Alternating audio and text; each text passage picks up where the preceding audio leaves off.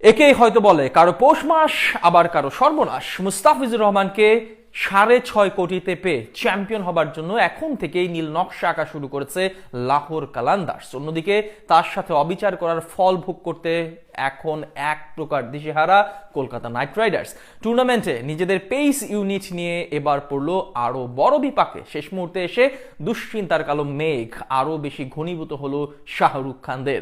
মুস্তাফিজকে ছাড়ার পর কেকেআরের সেই নতুন বিপত্তি নিয়ে বিস্তারিত জানবো রিপোর্টে।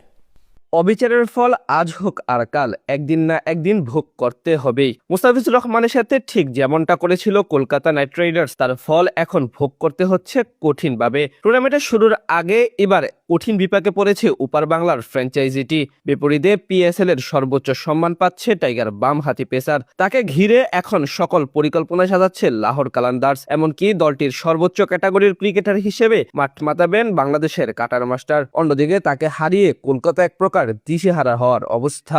2026 আইপিএল নিলামের পর থেকেই আলোচনায় আসে মুস্তাফিজুর রহমান ইস্যু। গেল 16 ডিসেম্বর সংযুক্ত আরব আমিরাতের এক অভিজাত হোটেলে অনুষ্ঠিত হয় 2026 আইপিএল এর মিনি অকশন। সেখানে একমাত্র বাংলাদেশি হিসেবে দল পান কাটার মাস্টার মুস্তাফিজুর রহমান। নিলামের টেবিলে তার জন্য Delhi Capitals, Kolkata night Riders এবং চেন্নাই সুপার কিংস লম্বা সময় ধরে লড়াই করে। শেষ পর্যন্ত রেকর্ড 9 কোটি 20 লাখ রুপি, বাংলাদেশের মুদ্রায় যা প্রায় 12.5 কোটি টাকায় কলকাতায় যোগ দেন তিনি। টুর্নামেন্টের ইতিহাসে কোনো টাইগার ক্রিকেটারের এটাই সর্বোচ্চ দামের বিক্রি হওয়ার রেকর্ড। তবে এর কিছুদিন পর বিসিসিআই এর হস্তক্ষেপে এবং টুর্নামেন্ট কর্তৃপক্ষের অপেশাদার সিদ্ধান্তে নাম কাটা যায় টাইগার পেসারের, যা নিয়ে গোটা ক্রিকেট বিশ্বে চলে তুমুল আলোচনা এবং সমালোচনা।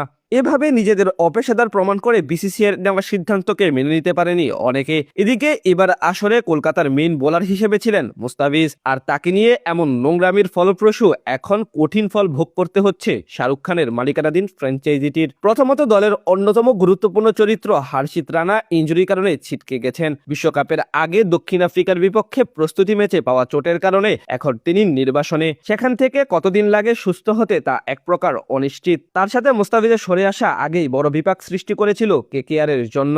এখন নতুন করে 18 কোটি রুপির মাথিসা পাথিরানাকে নিয়েও সংকটে পড়েছে কলকাতা নাইট রাইডার্স। জানা গেছে ইনজুরির থেকে সেরে উঠলেও তাকে ছাড়পত্র দেয়নি শ্রীলঙ্কা ক্রিকেট বোর্ড, যার কারণে খেলতে পারবেন না 2026 আইপিএল। যার সুবাদে এখন কঠিন বিপাকে পড়েছে কলকাতা নাইট রাইডার্স। একে তো মুস্তাফিজ নেই, তার উপর রানা ও পাথিরানার ছিটকে যাওয়া বড় দুশ্চিন্তার কারণ তাদের জন্য। অনেকে মনে করছেন তাদের এমন পরিণতি শুধুমাত্র ফিজের সাথে করা অবিচারের ফল। অন্যদিকে মুস্তাফিজ অবশ্য এসব জিনিস আমলে নিচ্ছেন না। টি-20 র্যাঙ্কিং এ ওয়ার্ল্ডের 9 নম্বর সেরা বলার এখন প্রস্তুত হচ্ছেন পিএসএল এর জন্য। সেখানে তার কদর আকাশচুম্বী। এছাড়া গেল সপ্তাহে ইংল্যান্ডের দ্য 100-এও কোটি টাকা দামে দল পেয়েছেন। সেখান থেকে বলা চলে তিনি বেশ ফুরফুরে মেজাজেই আছেন।